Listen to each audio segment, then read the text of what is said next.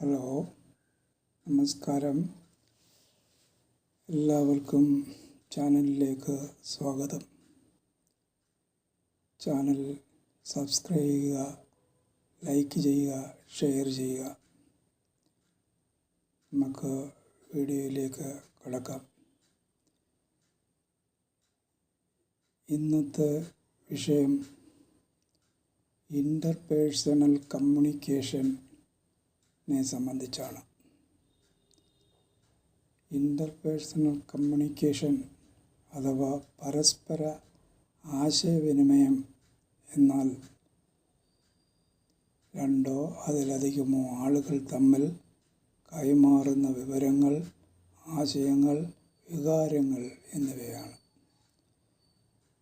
ഇത് ഡോക്ടർമാർ വിദ്യാർത്ഥികളുമായി സംസാരിക്കുമ്പോഴും പഠിപ്പിക്കുമ്പോഴും അതുപോലെ തന്നെ രോഗികളുമായും രോഗികളുടെ ബന്ധുക്കളുമായും ബന്ധപ്പെടുമ്പോഴുമാണ് ഇതിൻ്റെ ആവശ്യകത വരുന്നത്.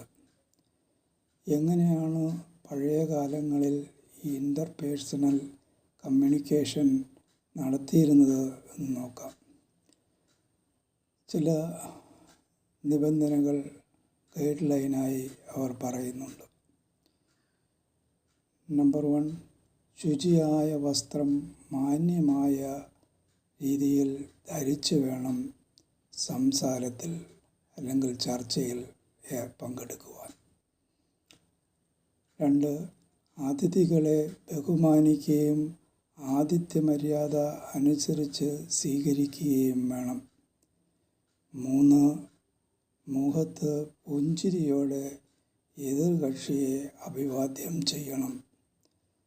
4, നാം തന്നെ ചർച്ച തുടങ്ങി വയ്ക്കണം. 5, വാക്കുകൾ ചുരുക്കിയും വ്യക്തവും സുദൃഢവും സത്യവുമായിരിക്കണം. 6, എതിർകക്ഷിയുടെ മനോരഥം മനസ്സിലാക്കി വേണം ചർച്ച നയിക്കാൻ. 7, ഉചിതമായ സമയത്ത് ഉചിതമായത് സംസാരിക്കണം.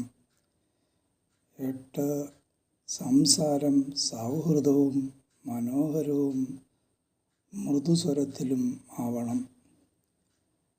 9, ചർച്ച കഴിഞ്ഞ് നന്ദി പറഞ്ഞ് പിരിയണം.